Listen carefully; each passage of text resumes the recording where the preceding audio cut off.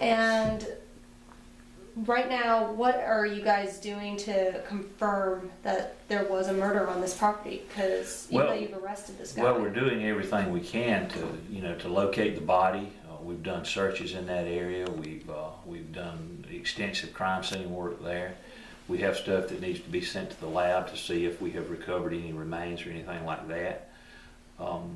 So there's a lot of things that are ongoing, and as I said, this is early on in this case, so there's still a lot of work to be done.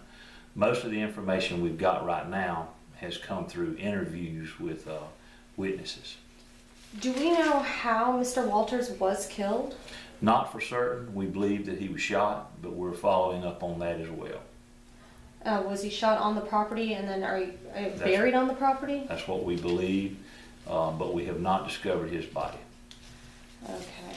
And so then how do you have enough evidence to arrest Mr. Jones then?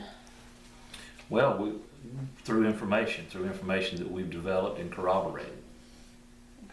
Yeah. So, Todd, I would assume, we talked about, if there's no body and, if we're going on the assumption that, body's decomposed and there's possibility of microscopic evidence and that sort of thing. Well, we're following up on that. The crime scene folks are dealing with that as we speak. And certainly we're doing everything we can to search for a body. But at this point, we do not have one. So I don't want to overstate my position on that, but we have recovered evidence and it will be going to the lab for analysis to find out if there are any remains in that evidence.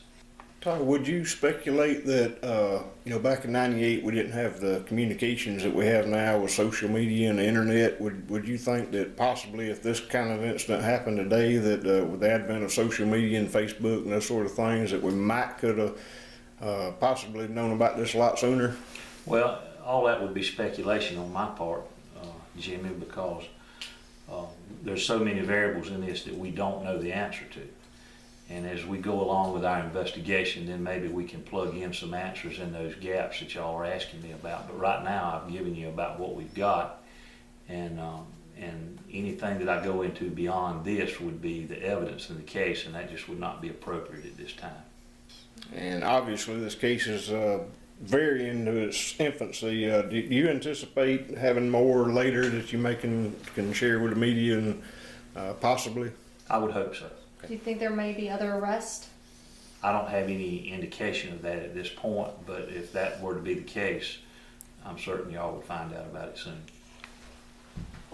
Did you have any recollection of a missing man in Dodge County? I mean, this case is now, it's 15. No, there was no official report, no missing report. This information came to us Monday evening, and we started following up on leads. There had been no report that I'm aware of filed anywhere.